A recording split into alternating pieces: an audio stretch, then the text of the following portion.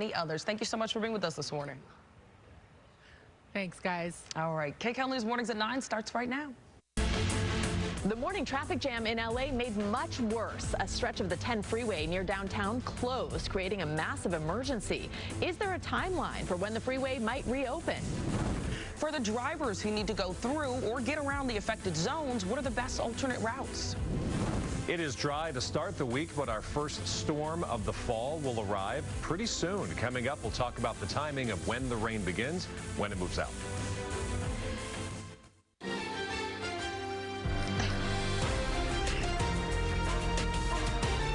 This is Kcal News Mornings. Good morning, 8:59 right now. Taking a live look outside at Malibu. You can see a little cloud cover there, but the sun is shining through as we prepare for some rain on the way this week. You're watching Kcal News Mornings at 9, and today is Monday, November 13th. I'm Ruta Shabazi. And I'm Sheba Turk in for Jamie Yukas. Thank you for joining us this morning. We have Paul Diano and Kalina Ostrinos here to bring your next weather and traffic. And I know we got lots to talk about, Kalina, in the traffic world. You're doing a great job. And traffic. I know, yes. you kind of dread getting to it for the poor commuters who have to deal with the closure of the 10. No, but we'll get to that in just a second. I know that Paul has been talking about rain in the forecast in the future, which is going to cause an even bigger impact on the road, too. I just feel bad for folks who are out of town this weekend and just turning on the TV. Right. We've got a closed freeway and rain returns. Yeah. No, I know. Have a great day. I've been thinking about tourists who are rented a car and are trying to get around the freeway. Right. Oh, it's just right on the 10 for 10 miles or 4 hours. Yeah. Oh, my goodness. And they rented the convertible and now they can use it. All right, so we've got some weather coming. It's not today, it's not tomorrow, it's not a huge storm. Don't want to oversell this, but we will have a pattern change where we're going to have 4 straight days with a chance of light to moderate rainfall. So it's the duration of the event that stands out to me. That begins Wednesday. So topping your next weather headlines, it is a dry start to the week, but will be a soggy end to the week. Once again, not a huge storm. Rainfall totals 1/2 inch to 1 inch of rain, but it's going to be over a 4-day period. You're not going to get much sunshine later on this week. We look live outside right now. It is filtered sunshine, and we'll have that for the next several hours. Clouds at times in and around Ontario, where it's currently 65 degrees. The storm is due west of Grants Pass, Oregon, and it's several hundred miles offshore. It's going to be cut off from the jet stream, so it's just going to spin off to our west for 3 or 4 days, feeding in enough unstable air to give us a chance of rain beginning Wednesday afternoon, Wednesday evening. For Santa Monica today, next couple hours, kind of cloudy. That filtered sunshine. Sunshine will begin to increase. You'll see more blue sky by 3 o'clock. We'll have highs around 70 at the beach. Camarillo today, your high 73. Downtown Los Angeles, 77. Upper 70s for the Inland Empire. Lower 70s for the Antelope Valley.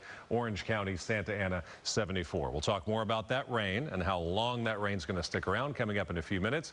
But it's very busy on the roads because we have one that's closed. Here's Kalina. That is correct, Paul. Thank you for paying attention. This is what we've been talking about all morning, where we have the full freeway closure of the 10 east and westbound between Santa Fe and Alameda. Let's zoom in so you can see what it looks like. It hasn't changed much.